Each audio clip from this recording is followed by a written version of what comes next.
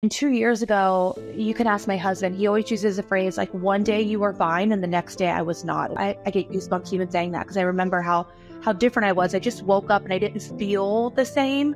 I was so anxious. My therapist at the time said, I think you have OCD. And I never knew someone who's never struggled with depression or anxiety. Having these thoughts were really, really scary. And especially when they come out of nowhere and they literally took over my life. I'd watch a movie and during the movie, I'd probably think about harming myself with a knife 50, 60 times. But if I could talk to myself 2 years ago, face to face right now and be like, girly, no, I promise you, just get through this therapy. You're going to be able to enjoy life again. I'm throwing a Halloween party this year that I'm so excited about. And my mind's not freaked out with the Halloween knives and decor in the background. If I could just tell myself that and they'll be like, you still have OCD. You've just have the tools now to allow those thoughts to come and go. I wouldn't even believe you.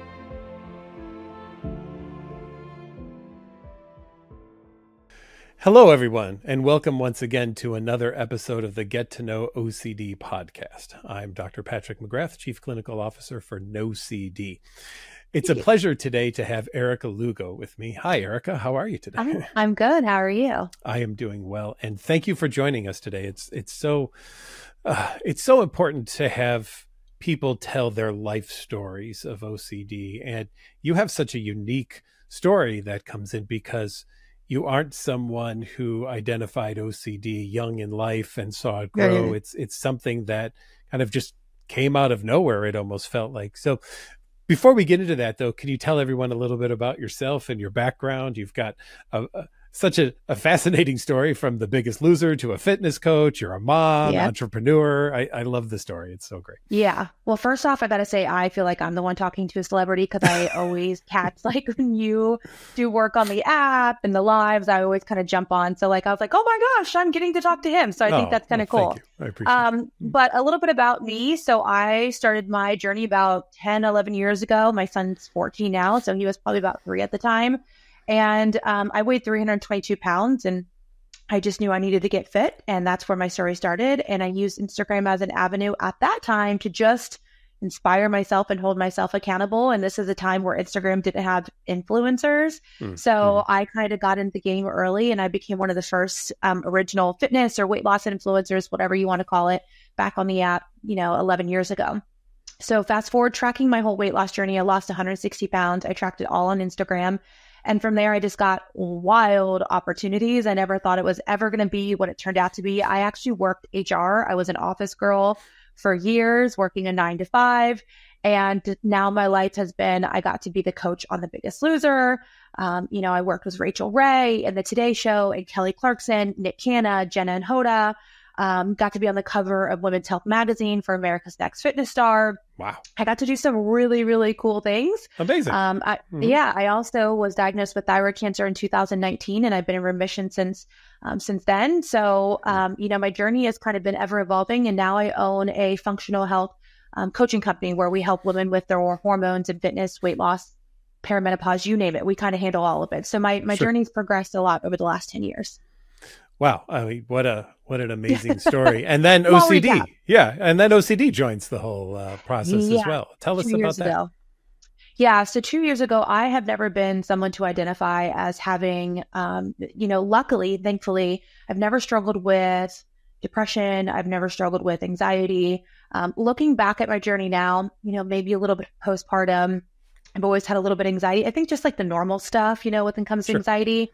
And 2 years ago, you can ask my husband, he always uses the phrase one day you were fine and the next day I was not. It was almost I get goosebumps even saying that because I remember how different I was. I just woke up and I didn't feel the same.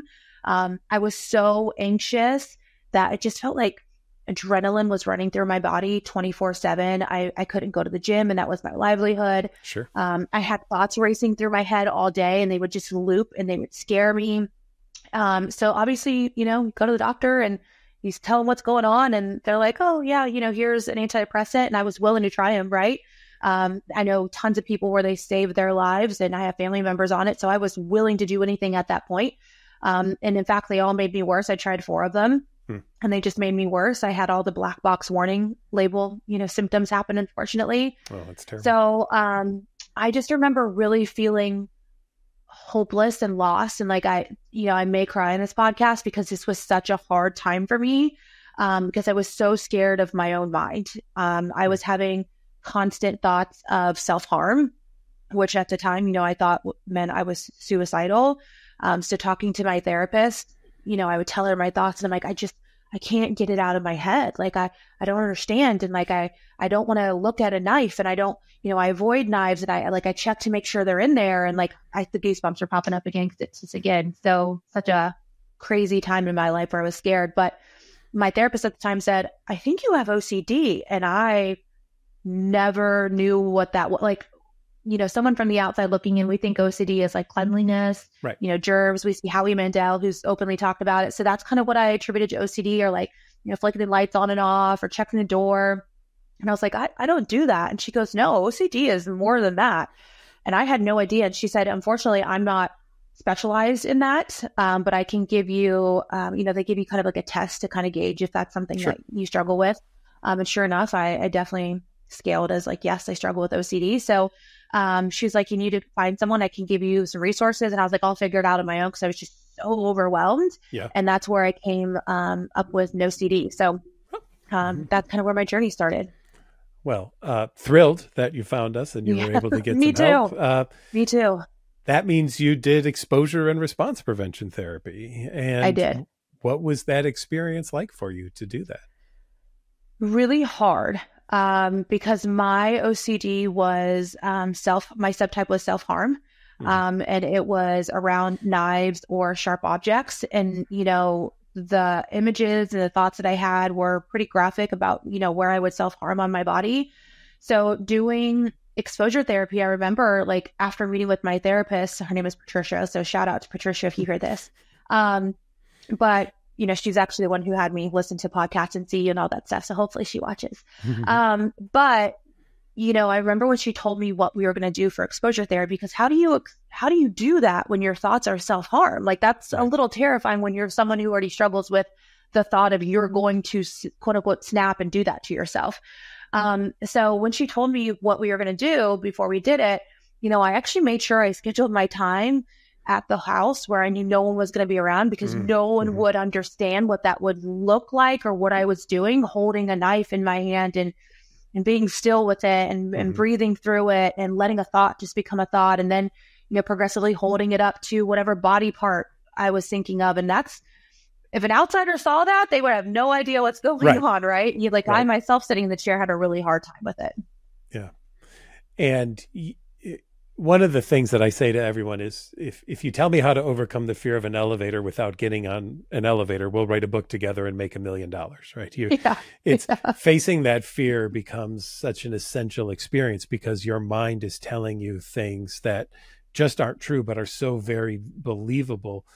And one of believable. Yeah. One of the things I love to ask people with lived experience is OCD, and anyone who has OCD says this to me at some point, feels so real. Can you describe the feels so real experience for you? Yeah. Like, someone who's never struggled with depression or anxiety, having these thoughts were really, really scary. And especially when they come out of nowhere and they're clouding your thought process all day. Like, I work from home, so I would be by myself all day working on the computer. And when it came time to, cook lunch or dinner, I would purposely avoid knives, because my head was telling me, oh, you're going to use that and you're going to harm yourself. And it's going to be, and it was like to the point where it all played out in my head within a millisecond. It's like the hardest thing to explain to someone who's never dealt with it. And then you have this intense anxiety around that feeling. So then you're sitting there going, oh, I'm anxious about it now. And oh my gosh, what if my husband comes home late and, I'm so used to him coming home as my safety net. What if he comes home late and then I just use a knife? Or the what if, right? The what if was constantly the word that I used. And, my therapy student said it's almost like whack-a-mole, right? Like once I got over the knives, then it was, oh, maybe I'm going to jump off a cliff, or maybe I'm going to swerve my car and self-harm myself in some way. So it was really hard for me to understand that that's how OCD worked, because I never had any experience in it. Literally took over my life. I like watching a movie. I'd watch a movie, and during the movie, I'd probably think about harming myself with a knife. 50, 60 times out of, you know, an hour and a half movie. Like it was constantly. And then without the tools, you sit with that thought for a really long time. And you just keep thinking of it and just keeps like, it's everything. It plays tricks on you, right? Like if an image of it would flash in my brain, or the sound of a knife coming out of a block would come in my head. Or I would just get a random sensation on my body part. So it was like 3 different ways that OCD was playing with me, was just absolutely overwhelming. It's just, again, I wish I could put it into context, but it's really hard to. How many times did OCD tell you the truth? Never. Right. Never. And that's one thing, you know, and you even just saying that, like, it could almost make me get really emotional, because I don't remember when I struggled with it, like, I never thought I could get there, you know? And, I told myself I wasn't going to cry. It's not a podcast unless there's crying, just so you know. Yeah. So, I never, you know, I just remember sitting there thinking like, this is going to be the rest of my life. Yeah. And I'm going to have this thought the rest of my life, and it's never going to go away. And what if it makes it worse? Or what if it comes back, and all of these things? And, you know, through my therapy, I've just really learned like it's never come true. And also it goes against all the things that I love and all my core values. Right. So, it's just really amazing to see how far I've come, like the 1.5 to 2 years since it all really began. I've always thought the insidious nature of OCD is it tells you, if you do what I tell you to do, everything will be okay. But I'm going to bet your life was never better doing anything OCD wanted you to do. Yeah. Yeah. 100%. And, you know, mine, and I didn't even know what the compulsion was of what it wanted me to do, because I wasn't, you know, knife checking. I wasn't doing those. I was researching. I would do Reddit for hours. And I would always ask for reassurance for people. I'm going to be okay, right? Like, you know, my therapist, I'm going to be okay, right? She's like, what are we doing? You know? And I didn't even think that was my OCD compulsion. So like now that I catch myself, if something makes me anxious, or I worry about something, or if a thought goes in my head, my natural instinct is to go to Reddit or Google or what does this mean, and read people's experiences and look for reassurance. But when I know when I do that, it just feeds into the OCD. So the less that I've done that, the more that I've conquered OCD. It's just really fascinating. That's kind of how my brain works. And OCD sends you a message that it's more important than your child. It's more important than your husband. And you better do what it wants you to do before you do anything else. Yeah. Like I remember even thinking, well, you know, if this is going to be my life, you know, I might as well just succumb to it. Right. And then because OCD almost leads into people then struggle with depression afterwards, because, you know, I think it was in the app, or maybe my therapist told me that OCD is one of the hardest mental disorders that can lead into the anxiety and the depression. You know, and unfortunately people die by suicide due to how hard it is. And I remember feeling like, what if I do succumb to it? But it's that what if again, right? I say enough, that what if, and I catch myself all the time. But I remember thinking like, well, what if this is just how what if this is what my brain wants me to do? Like, this is what my life is supposed to be like. And this is how, you know, my ending's supposed to happen. So, you know, I can't enjoy my kids and my husband. So like, what if? And it was just so encompassing of me. I couldn't go anywhere. Like I couldn't go to the movies. I couldn't go to dinner. I couldn't do anything because his thoughts were just so strong. And then you develop like your safety space and your reassurance of like, oh, I can't leave my house because this is my safe space, right? I know everything here. I know my triggers. I know how to walk this fine line. So that started becoming a thing. So, you know, this is off topic, but when people say, oh, I'm so OCD, nothing bugs me more now. Please go there. Please go off topic on that. I will let you go. Go do it. Nothing bugs me more now than when people say, oh, I'm so OCD. And, you know, to no fault of people, because they're just not educated. I wasn't even educated on it.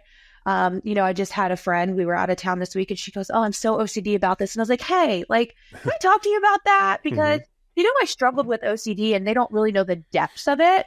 They know a little bit of it, but I'm like, that's not really what it means. And when you say that, like, I'm not trying to be a policer, but like, it's kind of offensive. And people really struggle, and it's more than what you think of. It's not some cutesy little, oh, I love to clean the house and be super organized. That's not it whatsoever.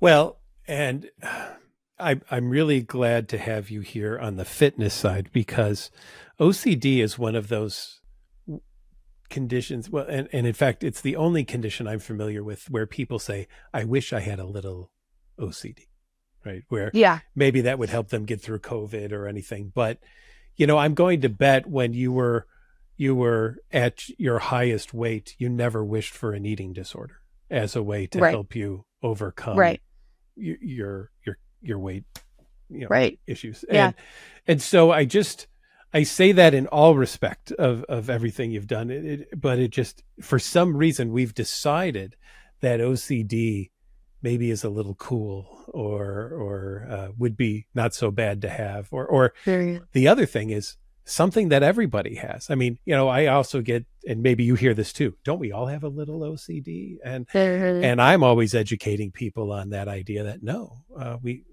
we all have quirky things. Everybody's got a couple of quirky things that we do. There's nothing wrong with that. That's totally fine. But there's a huge difference between that and having obsessive compulsive disorder.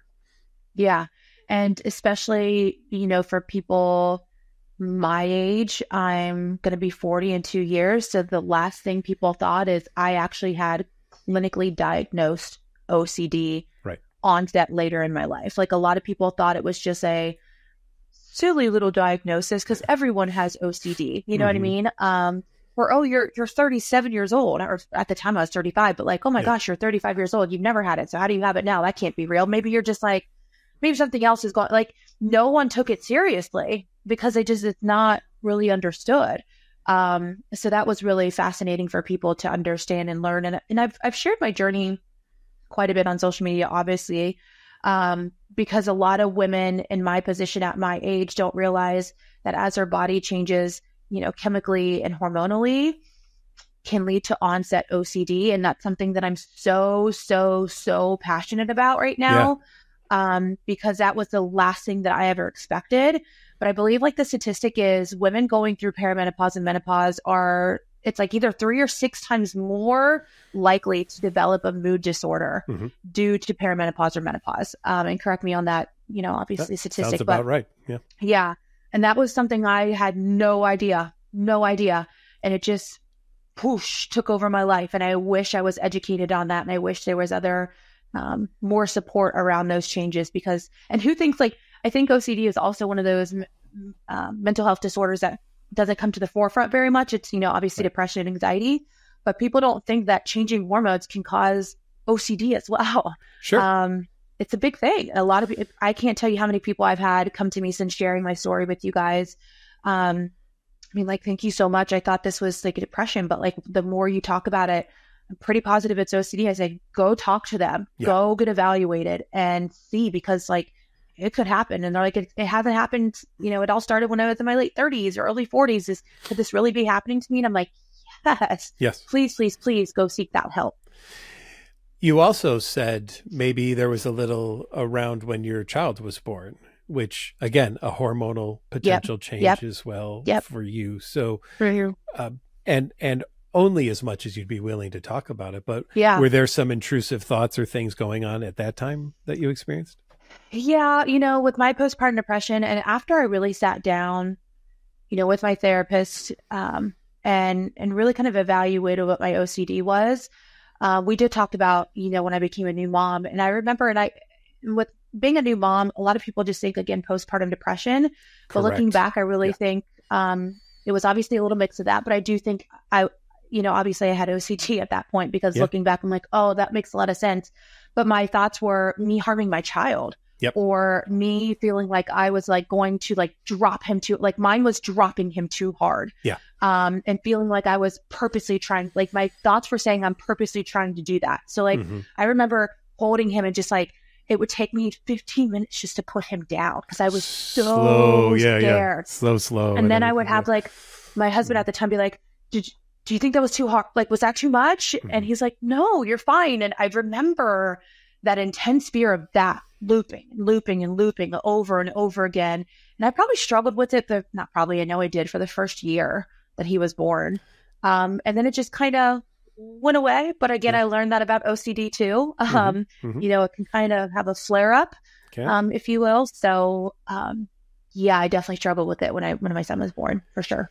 Yeah. I mean, it's such a again, a great example of we hear the term postpartum depression, and so we assume everything under that umbrella without recognizing all the intrusive thoughts and that compulsion of 15 minutes to put your son down. That is what a great example of a compulsion that you're doing in that situation. Yeah. Right there. Yeah. And again, I didn't recognize that until meeting with my therapist, and these are things I'm like, that's not a compulsion. That's just a safety thing. She's like, no. That's your compulsion because it made you feel better. And that's what you did time and time. And then, looking back too, we had a conversation where I was like, I would pick him up again and put him down gentler. And I would do that a few times in a row. And I thought that was just new mom fear, right? Not OCD. Yeah. It is one of the jerkiest, most insidious conditions in the entire world, right? And boy, it's tricky. Loves a stressor. Mm-hmm. Well, I was saying, that's what I was saying, like OCD developed for me with what if it comes back? Sure. That was my, what if it comes back?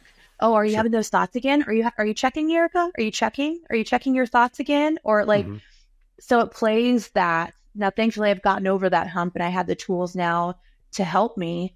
But like when you think you're over the hump, you get a nice dose of reality sometimes. And did you have the back end spike of, oh, well, now that you're not afraid of knives, maybe that means that you want to cut yourself with a knife since you're not afraid of them anymore? Yeah. Oh, yeah. Yeah, there you go. And I had, big time. And, again, it's just so uneducated on what all that means. Like my jaw just drops sometimes when I really look back at it because I'm like, wow, looking at my life, yes, I've had, backdoor spikes or I've had compulsions and I've had this, but because it didn't fit the general stereotype of OCD, it's the last thing that I thought I actually had. Yeah. Amazing. Did it attempt to jump in with the cancer at all and screw around there?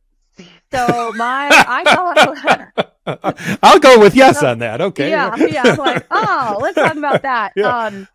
So I thought it was general health anxiety, which, I think most people could have. But again, so I will really say, I know my OCD really reared its ugly head when I hit perimenopause. That's when it was really, really bad. Okay. And since my therapy since then, we've worked with like the health, what I thought was health anxiety, but it would be, checking my heart rate on my Oura ring. That was my compulsion a million times. And then going to Reddit and going, is this a normal resting heart rate? Even though I know what it is.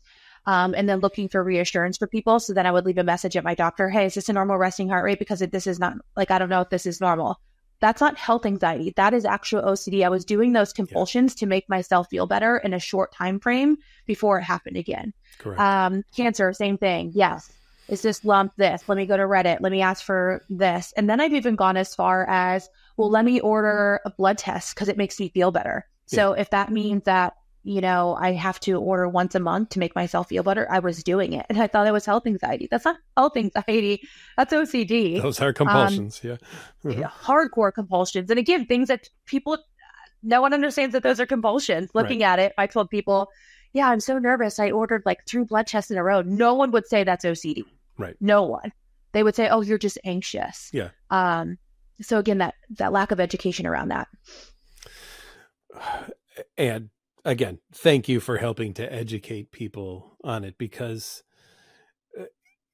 I can talk about it and this is year 25 of treating this now for me. And I love doing these podcasts, but there's nothing like bringing someone on like you who has a true lived experience so that people can really see just the absolutely insidious nature of it. It's not just me telling stories. It's you just defining that you almost had a pair of glasses on that looked through the lens of OCD and found it at various times. And OCD picked when you were the most vulnerable and struck when it could. Right? Mm-hmm. Yeah. Yeah, absolutely. And again, back to that, the statement of OCD will sneak up on me in the sense of the what if, right? Like it makes me want to check myself, self-check myself and my thoughts of what if it comes back, Erica, right? What if we're just hanging out in the background, you got out of control now, but what if you don't have it under control? So you need to check your thoughts and need to check how you're feeling. And I've really learned, thankfully, for the tools that I have that I'm like, that's just a thought. Like a thought's just a thought. Let it go and go. And again, thank you for that because the idea of OCD treatment isn't that you'll never think that again, right? Yes. And that was hard for me to accept. I bet. And I was like, when Patricia told me that, I was like, what do you mean? That's, like, it's not going to go away. And I really, because I'm the type of person, I'm type A, I'm driven, I'm entrepreneurial, I'm results driven. I sign up, for extracurricular activities and learnings because I want the end result to be finished, done. I conquered it. Yeah. So when she said, no, you're not, it's not going to go away, I was like, like unacceptable. What? Yeah. What am I paying for? But honestly, again, that's why I got emotional, is because, then when she told me that, it almost made me feel a little bit more hopeless. Like, oh, great, this is what it's going to be like. But if I could talk to myself 2 years ago, face to face right now, and be like, girly, no, I promise you, just get through this therapy. You're going to be able to enjoy life again. I'm throwing a Halloween party this year that I'm so excited about. And my mind's not freaked out with the Halloween knives and decor in the background. And, I have freedom, and I'm not thinking of researching or my compulsions to make me feel better. If I could just tell myself that, and they'll be like, you still have OCD. You've just have the tools now to allow those thoughts to come and go and to no longer loop in your head. I wouldn't even believe you. I would not believe you at all. So I guess for anyone who's just starting or wondering, it seems, I hate to say this word, but it seems like woo-woo. I'm very science, right? I'm very, go for it. Yeah. Mm-hmm. Yeah, I'm very science. I'm very I deal with women's hormones all day. I like to see a definite answer of what's going on. But the brain is tricky, and I have no definite answer of why it works, right? Yeah. I can't see the inner working of when it's going on. So I thought it was kind of woo-woo, exposure response. I was like, this is not really going to work, but I was so desperate. And OCD makes you think that you're going to be the one person it doesn't work for. Well, what if it doesn't work? Yeah. Oh, of course. Yeah. So yeah, I just wish I could talk to myself 2 years ago, but I'm super, super thankful for where I am now. Yeah, the doubting disorder is really good at instilling all the doubt and never accepting any answers whatsoever. And that to me is why we say, I wish I could cure you, but I will never give you an answer that OCD will go, oh, thank you, we're good now. I mean, how many times did you look on Reddit, right? And you still never found the answer, right? So it isn't about satisfying OCD. It's about being okay not satisfying OCD. It's really what it is. Yeah. And, that's even now that's hard, it's a hard for me sell. To accept. Yeah. That's a hard one, because I'm in a different position than when I was 2 years ago. Right. Sure. So I'd like to say I'm cured, but even today, that's not true. Right. Today I had a doctor's appointment and my mind went oh, you need to check this. You need to check this. You need to order that. And I didn't. Mm-hmm. But normally that would have set me for a tailspin a year and a half ago. Mm-hmm. So I say I'm cured because I'm not dealing with it in the way that I was 2 years ago. Perfect. A thought is just a thought now. Yeah. So I don't even think about it beyond that thought. So, but when you say that, I was like, this guy's crazy. No way. And I just remember listening to all the podcasts, divulging all of the material in the app, all the communities, and just feel oh yeah, all these people, it's going to work for them. It works for them. Or yeah, it sounds really great that Dr. Patrick's saying this, but he's not where I am, and he doesn't have it as bad as I do, or these people don't have it as bad as I do. Yeah. Yeah, it was definitely a hard sell. I'm not going to lie. It was a hard sell for me at first. Yeah. But it worked. And that's where it did work. And it's a continuous thing. I mean, you've probably have points in your life where, now that you've gone through the fitness thing, it's not oh, I don't have to worry about fitness anymore, right? It's a daily thing that you do for that. And it's a daily thing that we do for our mental health as well, just like we do with our physical health. And I would love to get to a point where we recognize that both need exercise, right? Both need work in order to maintain where we want them to be. Yeah. And I even remember, what is the scale that we do once every 3 months or once whatever? The docs we would do. Yes. Yeah. Mm-hmm. I remember actually saving that scale, seeing my progress, and I have it just in my drawer. Mm-hmm. And sometimes when I'm having I haven't had an OCD flare in so long, but if I'm ever just feeling overwhelmed, sometimes I'll just look at that and I'm wow, I really went through it and I have the tools, and it's just kind of like as my reminder, as cliche and cheesy as it is, but like my reminder that, hey, I put in the work, I have the tools. I just need to remember to actually use them. Yeah. Because look at the progress. Like all my numbers went down. It was great. All of them went down. Mm-hmm. So it's just like, hey, I can do that hard thing, you know? In the work you do now, and I'm very so commendable on it, you know, how do you also incorporate mental health awareness and knowledge into the work you're doing to assure a full range of health for everybody you're working with? Yeah.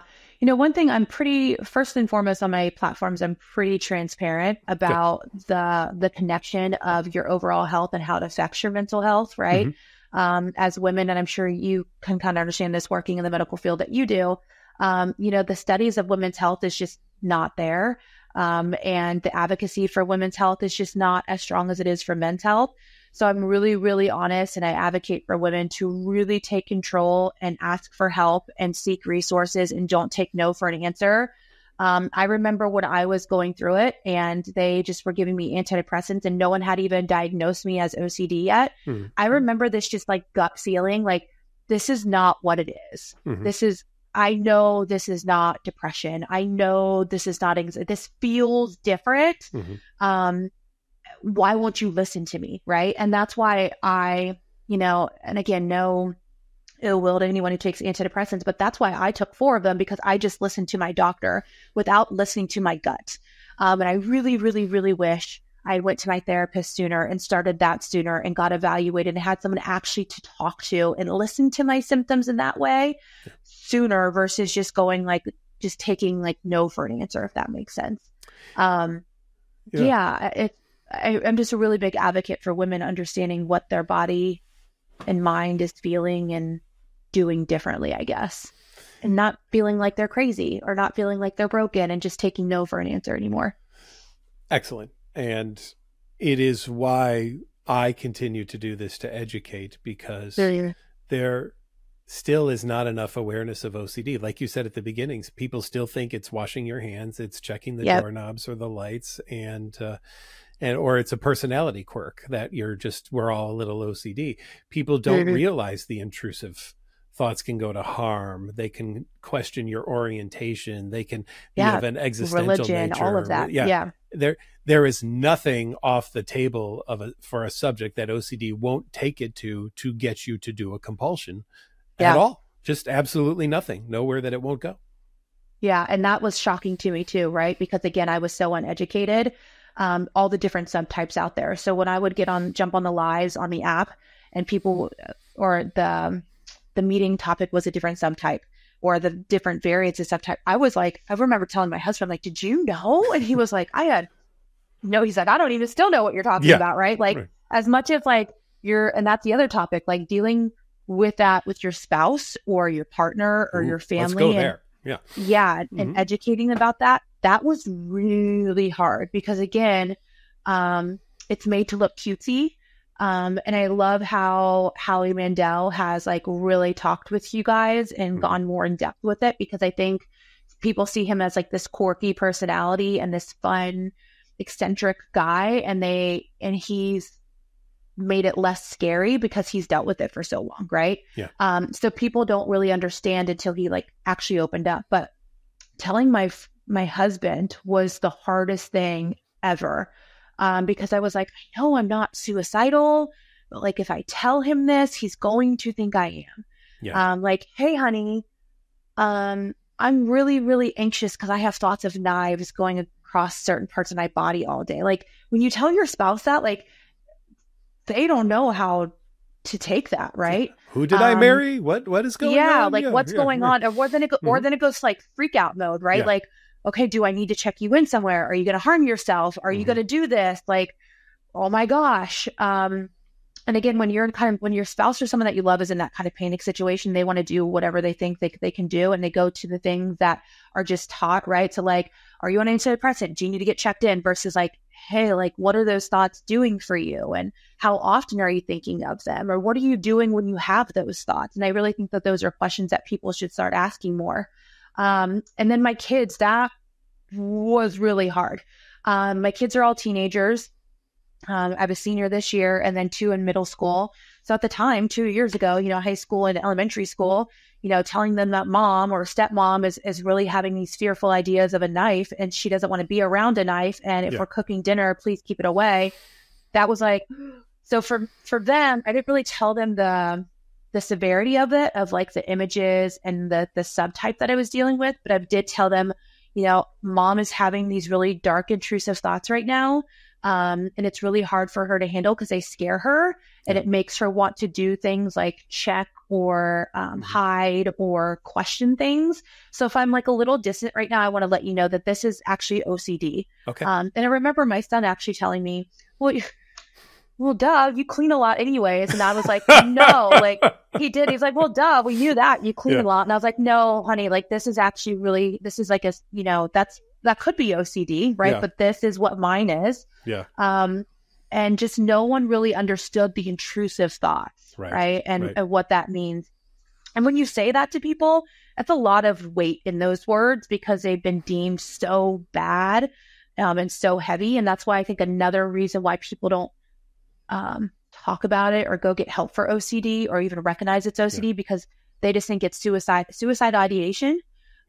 Or depression or something worse. So they just kind of keep it to themselves. And I'm like, no, like if I could tell you the amount of people that slide into my DMs since talking about OCD and the intrusive thoughts that they have on repeat, vary everything from, like you said, sexual orientation to existential crisis, to self-harm, to harming others, to developing, X, Y, and Z, or thinking they're becoming X, Y, and Z. Correct. Yeah. It's rapid out there. And I'm just like, wow, like all these people really suffer from that here. And you're the only one. Right. And it's fascinating. I laugh at when you say that about your son, because look at how young people are with the misperception of OCD. Yeah. Right. It's like, it develops that early. Well, you go on like Etsy and it's like, obsessive cup disorder because I love my Stanleys and you see it on social media, like, like the cleaning videos or like restocking the fridge and like, I'm OCD and I'm so OCD. And I'm like, nothing drives me more up the wall. But again, I have a little bit of, grace because I didn't understand what that truly meant until I got smack dab with it. So that's why I try really, really hard to talk more openly about it for sure. But that's been hard too, talking openly about it because you can go on, see the comments on our collaboration post. And, I think one of them has, like 5,000 comments on it. And people are like, oh, turn to God, or, oh, it's not that bad, or, oh, go get some sunshine, or, oh, go get some grounding, or, oh, do some breath work. And, oh, stop thinking about it. I'm like, oh, thanks. You're right. I'm magically cured. I'm just going to stop thinking about it. That's why I have the pink elephant. Don't think of the pink elephant, everyone. Just don't think of it whatsoever. You're right. You're always going to think of it now. But so that's publicly even talking about it has been really hard because people just don't understand the severity of it. And they just think it's like no big deal. Well, thank you for helping to break the stigma. Because it's those very comments and those very reasons why we need to keep doing this and talk about it and break the stigma of it and assure that people know that there is a place that they can go to get the help that they need. Yeah. I was so thankful. And the fact that I could do it at home, like in my PJs, was just like the best thing ever. And there's sometimes like, God love Patricia, if she's out there, because there are sometimes like I am not an easy client to work with when it comes to this stuff. Because I'm like, no, that's not true. Like, come on. Like, no, I don't need to do that. And I loved it because she met me where I was at, right? There was no pushing me too far, but pushing me just enough. Good. Really checking in with me. But like, again, no one could be probably a worse client or patient than I was. So I give Patricia a lot of like bow downs and praise because if she worked with me, that's something. Yeah. Before we go, what is your advice to people who now they've heard this or they think maybe it's there, what do you want to tell them to motivate them to take some action? Yeah, I think the biggest thing is just like really believe in yourself and understand that you are worth getting help for. I think that was my hardest thing, especially as a mom and an entrepreneur. I was like, I cannot afford to take time out for myself. I don't need to be spending extra money on myself in this capacity. That's an hour out of and I was doing therapy 3 times a week. I was doing it 3 times a week because I was like, let's get this. Sure. Yeah. So I was taking an hour and a half sometimes out of my day, 3 times a week, spending the additional money. And I think that I felt kind of guilty about it, to be honest with you.